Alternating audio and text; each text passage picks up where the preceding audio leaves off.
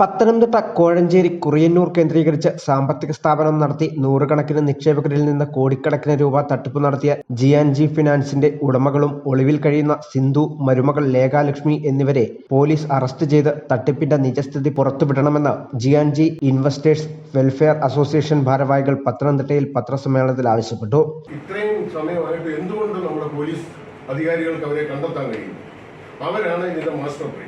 അവരെ കണ്ടെത്തിയാൽ മാത്രമേ ഇവർ ഈ ഫണ്ട് അങ്ങോട്ട് ട്രാൻസ്ഫർ ചെയ്തു. ഇത്രയും പേരുടെ ഏതാണ്ട് 400 ആൾക്കാരുടെ 46 ബ്രാഞ്ചിൽ നിന്നുള്ള ഒരു വലിയ എമൗണ്ടാണ്, ചെറിയൊരു തുകയൊന്നുമല്ലത്.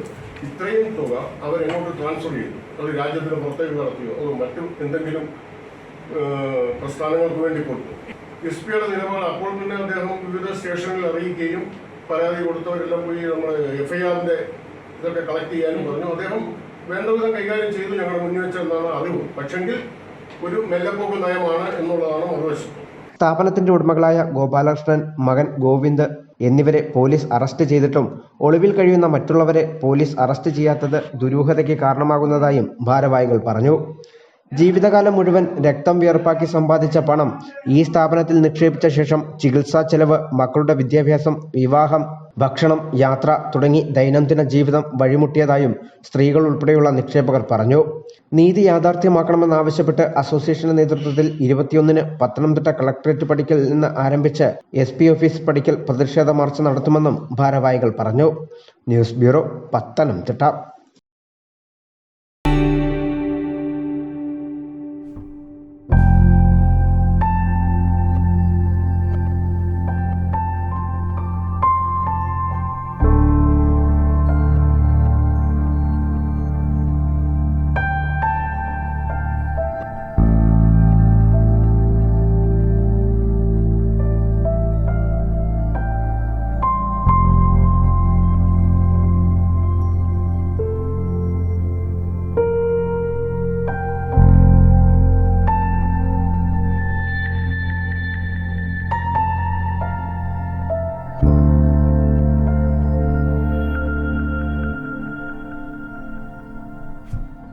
Mount Zion Medical College Hospital, Adur, Pathanamthitta.